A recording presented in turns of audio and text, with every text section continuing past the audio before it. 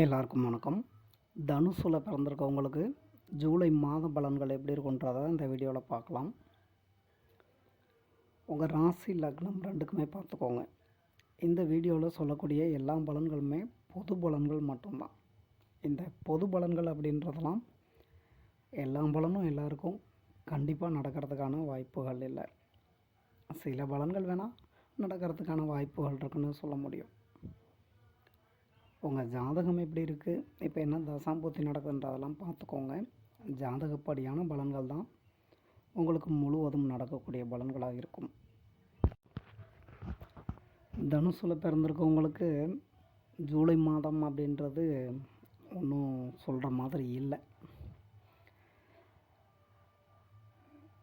உங்களோட ஜாதகம் நல்ல நிலைமையில் இருந்து நடக்கக்கூடிய தசாம்பூர்த்தியும் நல்ல விதமாக அமைஞ்சது அப்படின்னா ஓரளவுக்கு ஒரு பரவாயில்லன்னு சொல்லிக்கிற அளவுக்கு இந்த ஜூலை மாதம் இருந்துக்கும்.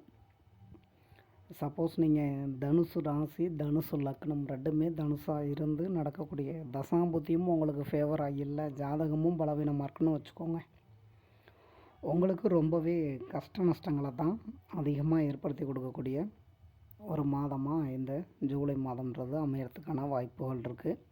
இது பொது பலன் மட்டும்தான், தயவு செஞ்சு அதை எல்லோரும் நல்லா புரிஞ்சுக்கோங்க.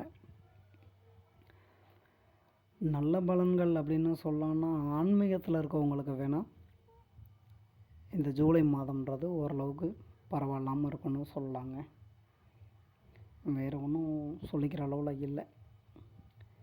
ஸோ எல்லாருமே எல்லா விஷயங்களையுமே கவனமாக இருந்துக்கோங்க. ஏன்னா சும்மா பலன்கள் சொல்கிறோம் அப்படின்றதுக்காக எதையாவது சொல்லிவிட்டு டைம் வேஸ்ட் பண்ணிகிட்டு இருக்கக்கூடாது. அதுக்காக தான் சொல்கிறேன் நான். இதை சிம்பிளாக சொல்லி முடிக்கணும் அப்படின்னா இப்போ படிக்கக்கூடிய மாணவ மாணவிகளுக்கு எடுத்துக்கோங்க.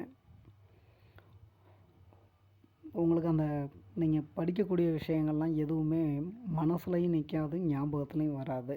படிக்கணும் அப்படின்ற மாதிரியான எண்ணங்கள்லாம் அவ்வளோ சீக்கிரம் ஏற்படாது. ஸோ படிப்பில் கவனம் செலுத்திக்கோங்க.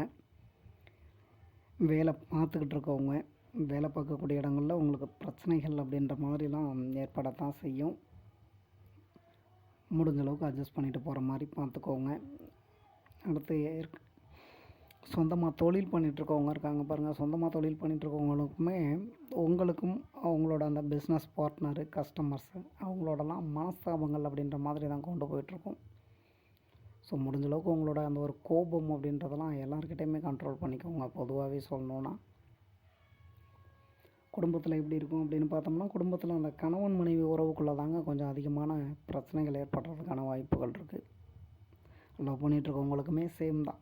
உங்கள் 2 பேர்த்துக்கு இடையில் பிரச்சனைகள்ன்றதெல்லாம் ஏற்படுறதுக்கான வாய்ப்புகள்லாம் இருக்குது தான். பண விஷயங்களில் எல்லாருமே கவனமாகவே இருந்துக்கோங்க. ஏன்னா செலவுகள் அப்படின்றது வந்து பார்த்திங்கன்னா 1000 ரூபாய் பணம் வருது அப்படின்னா கிட்டத்தட்ட 2000 ரூபாய்க்கு மேலே செலவு வரும். உங்களுக்கு ஏற்படக்கூடிய செலவுகள் அப்படின்றத முடிஞ்ச அளவுக்கு சுப செலவுகளாக மாற்றிக்கிறதுக்கு ட்ரை பண்ணுங்கள். ஹெல்த்தையும் பார்த்துக்கோங்க.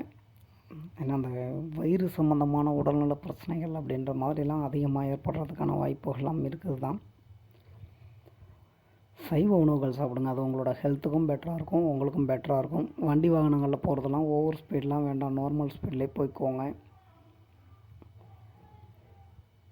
ட்ராவலிங்கில் கொஞ்சம் கவனமாக தாங்க இருந்துக்கணும். அது நீங்கள் எந்த வண்டி வாகனத்தில் போனாலும் சரி. தனுசில் பிறந்திருக்கவங்க குடும்பமாக இருக்கட்டும், உங்களோட நண்பர்கள், உறவினர்கள், கூட வேலை பார்க்குறவங்க எல்லார்கிட்டையும் எல்லா விஷயங்களையும் கவனமாக இருந்துக்கோங்க. இந்த வீடியோவில் சொல்லியிருக்கக்கூடிய பலன்கள் உங்களுக்கு பிடிச்சிருந்ததுன்னா என்னோடய சேனல் சப்ஸ்கிரைப் பண்ணுங்கள்.